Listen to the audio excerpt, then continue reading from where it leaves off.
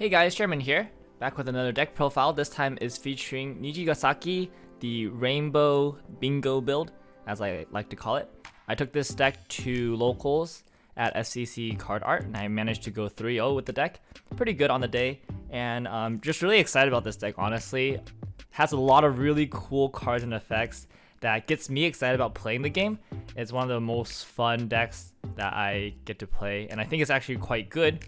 So it's like this really great balance of really fun to pilot, a lot of crazy interactions, and a lot of kind of just like randomness, but that's also really powerful and has a really strong finishing game. So let's go into the deck profile, and this is going to be a little unique deck profile because this deck requires a very careful ratio of colors. So cards like the Arena level 0 and also the level 1 U check for different color cards on their mill condition. So the Arena mills 3, the Ayumu mills up to 4, and depending on which colors milled, you get certain effects. And you want to try to hit one of each color to get the best effect.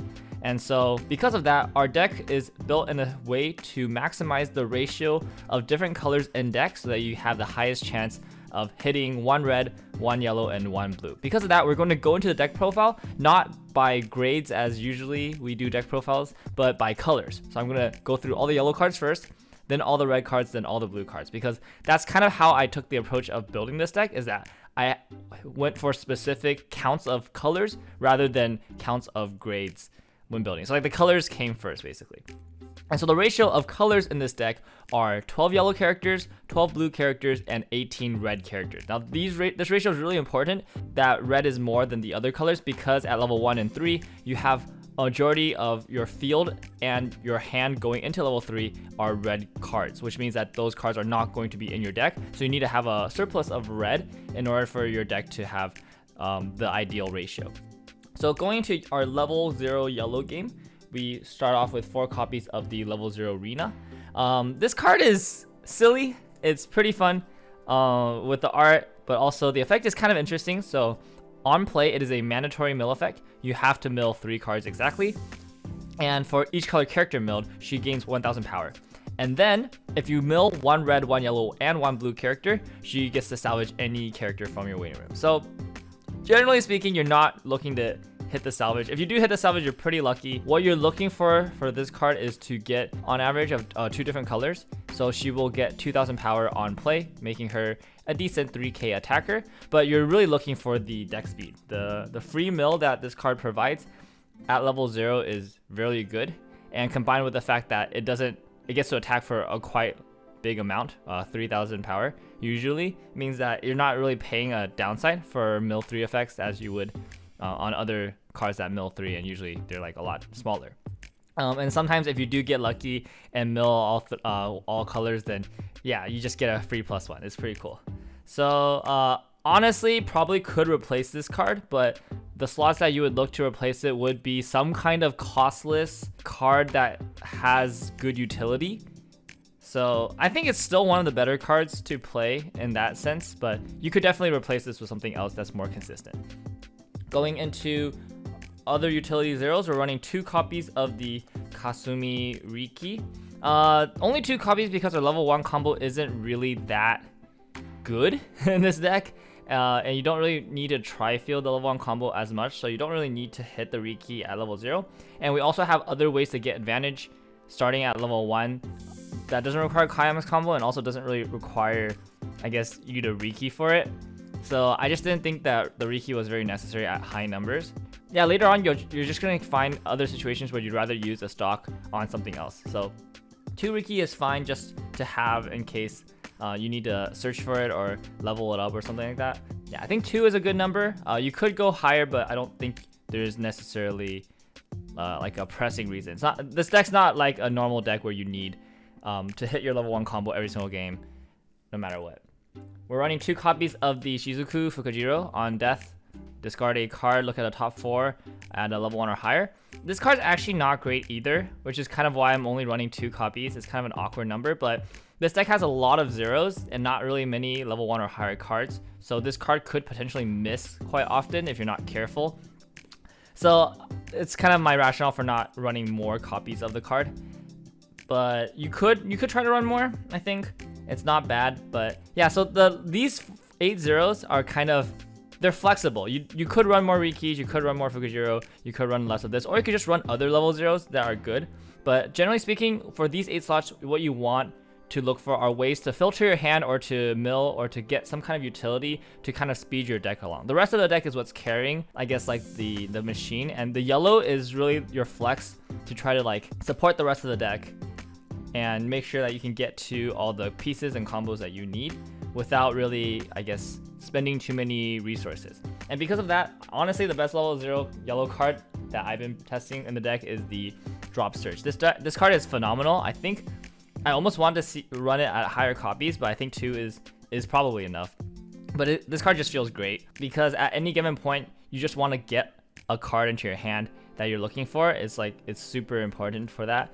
This deck runs a lot of different toolboxy tech options because it just can, because you get to run all these different colors, and you have this really broken card that allows you to salvage basically anything you want for free. So this deck gets to run a lot of toolboxy stuff, and because of that, Drop Search is just really strong in being able to get you towards your toolbox. It's also an on-play scry. You can look at the top card of your deck and either leave it on top or put it onto the bottom of your deck, which is really helpful in confirming mills for the color stuff. So like if you see it's a clean card on top, you know that you're guaranteed to get that color specifically. Also gives you like 5-card brainstorms and stuff like that in a deck where you're basically your back row is always double brainstorm. It's really strong. So yeah, the Drop Search is really good. Honestly, potentially could just up the Drop Search count instead of running these other cards, but I think 2 is good enough. Again, yellow is basically where most of our utility comes from, and that's why we run this heavy level 0 yellow utility suite. We're running 1 copy of the Kasumi 2-1. This 2-1 is kind of broken. So it's 2-1, 2k power with 2 soul. And on your turn, it just gets 10k power. So it'll swing for 12k. And it just has the ability, when it reverses a battling opponent, you send that character to stock, and then they pay out the bottom card of their stock. You don't even give them a free stock. They actually have to pay a stock. So it's like net even for, it's just basically hard removal on a 2-1 2 soul beater that swings for 12k for no reason. This Kasumi is actually pretty cracked. Could consider running more of this Kasumi. It's just such a good card, and it's basically at level 2 we're not really doing much, and this Kasumi is just a really efficient way to push damage and also hard remove cards that our opponent has. Yeah, so I've considered bumping this Kasumi up to 2. It's just such a solid card to see in the deck. And the last yellow card we're running is 1 copy of the 3-2 Rina. This Rina is a really great secondary finisher. On reverse, you can pay 1, discard 1 to burn 1. But the first effect is really what we're going for. On play, look at top 3 cards of our deck, rearrange them in any order we want, and then we can also shrink one of our opponent's characters. So the shrink is really useful, getting rid of like some difficult card to deal with, like if they have some kind of anti-burn or some kind of card that we don't want to let them keep. You can shrink it. The top check 3 rearrange allows us information about the next 3 triggers. So if we do see one of each color, we could potentially, go for an Ayumu burn or some kind of color related setup. So it's really helpful in that situation. Like for example, if we see all 3 colors and we're missing a key piece, we could then play the Rina-chan board and then salvage because we hit 1 of every color. So it's just a really flexible card. I've actually not really had to play it, but I've always liked the idea that it's in the deck. It's just a 1 of, and you can get it really easily. So I think it's pretty good. All right, moving on. So that's all the yellows. Moving on, we're going to go into our red cards. We're playing 4 copies of the U Brainstorm, my favorite girl. And the U Brainstorm is just really good. Search Brainstorm, not salvage, despite it being red for some reason. And also, when you're level 3 or higher, you can pay the cost, which is an act ability. You can send this from stage to waiting room to play the Ayumu from your hand for free, which is really good. It makes the Ayumu combo super easy, super cheap. This U Brainstorm is really the backbone of the deck. You always want to have 2 in the back row. You can double Brainstorm really easily in this deck, and then once you hit level 3, you basically want to use the U effect 2 or 3 times to get your Ayumus out and save a ton of stock. And then we're also running 1 copy of the level 0 Climax Swapper just to get into our climaxes that we want. Pretty straightforward, pretty self-explanatory. Level 1 combo, we're running 4 copies of the U level 1 combo. This combo is not very good. So let me tell you what the combo does first. So it's a level 1 bomb, which is actually not bad. It's pretty good against Mushoku Tensei specifically, but also against other standby decks. 1-1s, you can get rid of them pretty easily, or at least force them to discard a hand for a hand encore. but it doesn't help you retain board, which is the unfortunate part at level 1. Second ability, or the Climax combo, is on attack you can discard a music character and then reveal up to 4 cards from the top of your deck. You can add up to 1 yellow, 1 blue, and 1 red character from among them. So yeah, it's okay. This is like the main reason why we have to build our deck so specifically, is because we want to at least see 2 colors of the Ayumu so we don't minus. But I've definitely had, you know, Ayumus, or not Ayumu, these are U's. I definitely had U's on attack, discard a character, and just reveal 1 color character, and then just climaxes. And it's like, oh wow, this card actually just did nothing. Like, I discarded a card, I got a card, it's not plussing. So it's not ideal because of that. And you don't really get a lot of selectivity, because you can only get 1 of each color. So let's say you reveal 2 red cards, you can't get both of them. You have to choose which red card to get. However, I have looked at the other combos that you could potentially play in this deck specifically, and they're not really that much better than the U. So this deck has really weird constraints in that you need to run a combo that doesn't care about events and doesn't care about memory. So the reason why you can't care about events, because events are misses for all the color related effects. All check for characters, they don't check for events. So events are misses, you don't want to run those. And the reason why you don't want to run cards that go to memory is because you actually want your deck to be uncompressed, because climaxes are also misses. If you have cards that go to memory, they'll screw up with the ratios, right? So let's say you have 12 yellow cards and you send one of them to memory. Now you only have 11 yellow cards in your deck, and you have to like, your math is a lot harder. So the only other combo is really like Shiriko. Your back row is always double U, which means that you're not really giving your Shiriko power, which makes it harder for her to get reverses at level 1 or that's definitely later. So the fact that the U doesn't care about any of that is actually kind of nice, because your back row is just you Brainstorm. So the fact that they use a bomb is like, yeah, I don't care about power.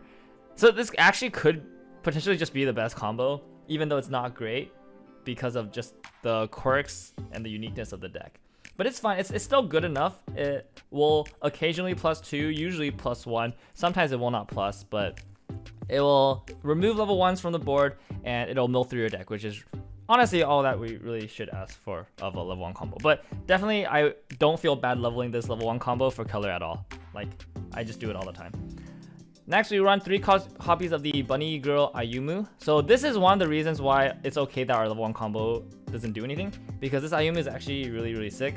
So when it gets sent from stage to waiting room, you can pay 1, discard a music character to reveal the next 3 cards of your deck, and then you can add 1 yellow, 1 blue, and 1 red character. So it's basically the Ayumu combo, except 1 less. You have to pay 1, but you don't need a Climax combo. And turns out not needing Climax combo is just so free. Like, this card just gets 2. It's basically pay 1, ditch 1, draw 2 most of the time. Sometimes draw 3, and then you get to mill and get some selectivity along with it. So honestly, this Ayumu is really good and helps out with the advantage of this deck. Like, in the mid game, it's super easy just to like crash out Ayumu and then just get your hand back and stuff like that. So definitely a really strong card. We're running 3 copies because we also want to level. Basically, we want to level 1 of these cards for red. We want to keep all the U Brainstorms, and we all obviously want to keep the 1 of Climax Swap. So we're looking to level 1 of our level 1 cards. That's why we're running 4 and 3. That way we can level 1 of them and not feel bad. We still have enough of the other ones in the deck to use. At level 2, we're running 1 copy of the 2/1 Eye. This Eye is absolutely sick. 2 effects. First effect, on play, reveal the top card of your deck.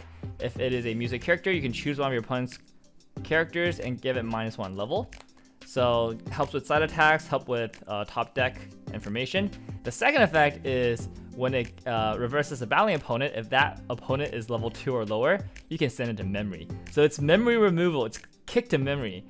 And the crazy thing about this Eye is that it does 2 things in our deck, and both of them are really good. So the first thing is it acts as a anti-change bomb, right? So you can play it, reveal a music character, and then you can -1 level to a level 3. Then it becomes a level 2, so that when I reverses, or when I gets reversed, it can kick the level 2 to memory.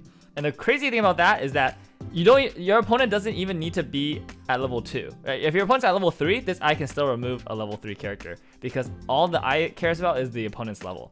So fantastic way to remove cards that are sticky, level 3s that are just hard to get rid of. The second thing though is that this card helps our standby matchup tremendously, because it removes level 2s or lower. So what you can do is you can play the Eye, you can reveal a card, and you can -1 level to a level 2, And then this I removes a level 2, and then you can use your U bomb to remove the level 2 that you -1 level 2. So with the U and the I, you can remove 2 level 2 characters from our opponent's board, which is really good against standby. Otherwise, this deck kind of loses the standby because, I mean, we run level 1 bombs and we have no power. So the I basically force our opponent standby board to kind of neg, and that's really good. And the top check is obviously really good for information in the late game. So honestly, super good card here. Definitely huge. I mean, it's just a really sick card. All right, 4 copies of Ayumu. This card is the reason why this deck even works, is because the finishing power of this card is absolutely nuts. So it's a healer, and then on play, or Climax combo on attack, pay 2, mill 3 cards from your deck, and then burn 1 for each color character revealed. 1 for yellow, 1 for red, 1 for blue. So on average, you're burning 2. So it's like a Cocochino for pay 2, which is already a very good deal. But sometimes you mill 3, and then this card is just absolutely the nuts. What's really important about this combo is that with triple U, you only need 4 stock. So every U saves you 2 stock, and for triple Ayumu, you need to start the attack phase with 4 stock, which means that, yeah, if you have 6 stock, you can, and 2 U, then you can do triple Ayumu. If you have 4 stock and 3 U, then you can do triple Ayumu. So it's super easy to get triple. Basically, you always get triple. If you breathe, you get triple. It's like so easy in this deck to get triple Ayumu. So you're always getting triple Ayumu. You're milling, I would say, between 6 and 7 burn ones. Okay, between 5 and 7 burn ones. Sometimes you low roll and you get like 5. I don't think I've ever gone lower than 5. And sometimes you high roll, and I've gotten 8 once. That was pretty funny. But yeah, it's like between 5 and 7 burn ones, and it's super easy, super accessible. Also heals you down to, you know, low level 3, so that if you don't kill them that turn, which is very hard to not kill them that turn, then you still usually get another turn. Yeah, I mean, this Ayumu combo is just really fun. It's such a fun combo, and it's really strong. And the last red card we run is 1 copy of the 3/2 I. So this I is kind of interesting. The reason why we play this I is because it's pretty hard to get climaxes in the deck at level 3. You're running a healer that doesn't dig, and there's really no good digging options in Nijigasaki. It's like usually other sets, they'll have like an early play that like top checks 3 or like top checks X, but Nijigasaki doesn't have that. In fact, their only top check X is the new Kanata finisher. So like, it's really hard to get a climax into your hand. And I realized that was like the biggest struggle with the deck at first.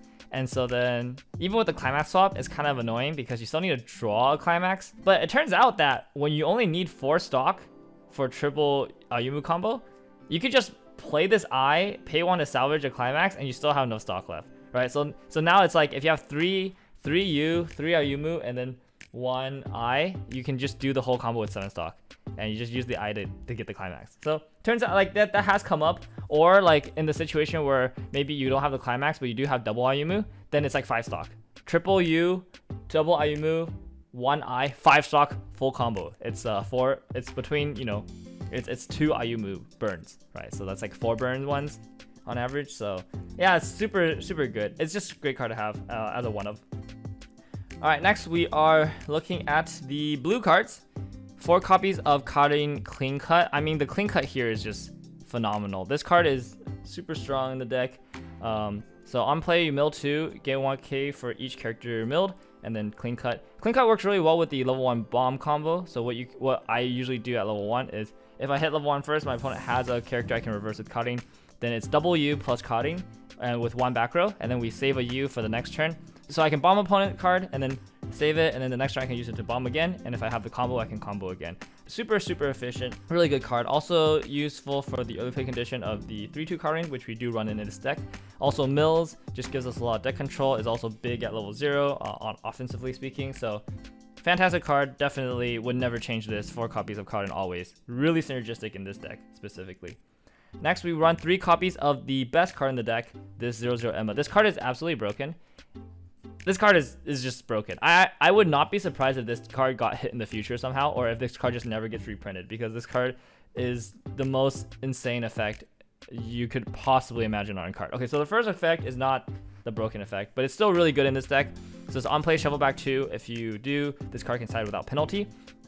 Really useful to get good side attacks, but also to shuffle back clean cards that we want to mill with the combo, right? So a really cool, I guess, synergy you could do is mill down to 1 card in deck, and you know what that last card is if you've been counting your cards, or you know, you can just use some kind of scry effect to confirm the last card. Then you know what, so like let's say your last card's red, so you know that you're missing yellow and blue. So you play the Emma, shuffle back a yellow and blue. Now you have 3 cards in deck and they're red, yellow, blue. And so if you attack with your U, you can add all of them. Or if you attack with your Ayumu, you guaranteed a burn 3 or burn 1, burn 1, burn 1. So yeah, the Emma's really good in doing that. But also, like generally speaking, like what I'll do is like I'll brainstorm, search brainstorm, I'll search my deck and I'll count the color ratios. I'll be like, okay, so there's 5 red, 6 blue, 5 yellow. Okay, I need a red and a yellow. I'll play the Emma, I'll shuffle back a red and yellow, and now my deck ratio is perfect, so that if I'm using any of my milling effects, I have the best chance of milling one of each color because the ratios are really clean. And yeah, so the Emma is really helpful in being able to facilitate that. But the broken effect of this Emma is when it gets sent from field to waiting room, you can discard 3 cards. 3 cards, just any 3 cards you want, and then you can salvage a red character, a yellow character, and a blue character. So I just want that to sink in. You can discard any 3 cards, no restriction on what you discard, and then you can salvage back a red character, a yellow character, a blue character. So let's say there's just 1 card you want in your waiting room, right? So let's say you want specifically, you just want to get a 3-2 Ayumu. And you look at your hand, you have a yellow character and a blue character. And you don't want to touch anything else in your hand. So you just discard a yellow character, a blue character, and something else you don't want. And then you just salvage the yellow character and blue character back, and you just salvage the Ayumu. Right? So basically, it allows you to get anything you want from your waiting room at any given point in time, except it's just not one thing, it's 3 things. So let's say you want the Ayumu, and you also want like a yellow card, and you also want a blue card. And then this card just fixes that all in 1 card. It's just like you play it, it gets into waiting room, and then you can just sculpt your hand 3 times for free. It has no stock cost, no nothing. It's just on death you get to sculpt your hand. Like on death, make your hand perfect. This card's crazy. It's absolutely crazy. In this deck specifically, because we're running so many like this ratio of cards, so we'll always have like a yellow, green, and blue, or yellow, red, and blue in waiting room, and also probably in hand. So it's like, it's just insane. You can salvage herself. She's blue. At any given point, you will always have a target for the Emma. You can just salvage herself, right? It's crazy. This card is absolutely nuts. And by far the best card in the deck. Honestly, one of the reasons why this deck just feels so good is because, yeah, at any given point, when an Emma gets sent to the waiting room, our hand just becomes perfect, right? It's like 3 drop searches, except we didn't pay a stock for each drop search. It's just for free. Yeah, card's crazy.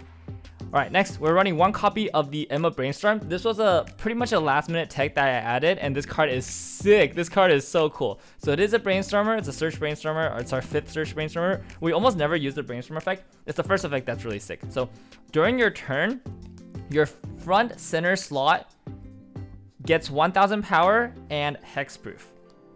Okay, so the one thing that this deck really hard loses to is like rest counter. So what you can do is you can do Emma, Ayumu, side with an Emma, and then attack with this Ayumu, and then if you have this Ayumu or this Emma to give your center hexproof, then they can't rest counter. You still get full combo. So it's really good in playing around rest counters. It's really good against just other really niche stuff that you could potentially encounter. If they have money counter, you're forcing them to money counter on not your center slot. And then yeah, I actually used this in tournament with the eye. I had like this in the eye, and my opponent was running double Ruxia and a Xion field swap. So by doing this, I was guaranteed to remove one of their Ruxias because the Xion can't target the eye to swap it with the Emma that's in front of the Xion. So it just comes up randomly where hexproof is really good, and this card just gives one of our characters hexproof. It's a really good card. It's a really sick one of tech. This is like the reason why this deck is so cool. You get to run these like really awesome one-ofs that aren't really that good in every situation, but in the situations where they're good, they're amazing, and it's super easy to get to them with like the Emma or just like anything else in this deck. So really sick card. Next, we're running 1 copy of the Kanata early play bottom deck bomb. This card is a bottom deck bomb, has hand encore, and also just has 2 soul for some reason. So yeah, I mean, this card is good. So what's really cool about this deck is that we're running 1 copy of a 2/1 hard removing card in every color. So I've definitely had games where like I'm playing against standby and I'm like, okay, I'm time to like destroy their field. I let an Emma die and I salvage one of each, and it's like, wow, I can just get rid of anything I want now. It's like, it's so strong. Yeah, so it's great, really good that we have removal in every color, basically. Next, we're running 3 copies of Karin 3-2 early play. So the early play condition is really garbage.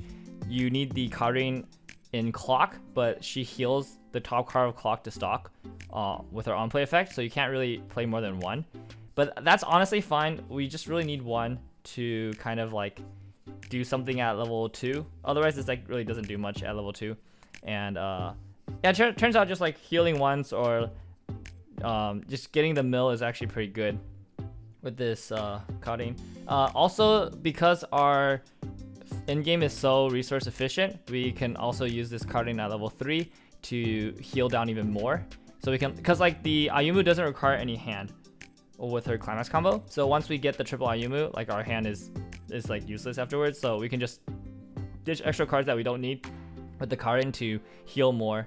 And yeah, so it's really good. The Karin is good. I had it at 2 before and I realized I just want to see it more often, more consistently. So bumped it up to 3. But I probably would not go up to 4 just because you can't play more than 2 of them at level 2 unless you took a Karin as damage like early on at level 2, and then you have like more cards on top of her to heal off before you get to Karin. It's like so weird that the Karin doesn't heal the bottom card of clock, it heals the top. Yeah, I guess they didn't want you to be able to play more than 1 of them at level 2. And then finally the Climax spread, we have 8 gate, 8 salvage red gate. I'm getting the foils of the U1, but the Ayumus are already foiled. Yeah. And I mean, the 8 gate is just really helpful in getting back all your resources. This deck is super grindy, like you just always have hand. You can kind of always remove your opponent's stuff with the hard removing options we have in the deck. Level 1 bombs, level 2 early play bombs, like this thing that's basically a bomb, this thing that removes to memory.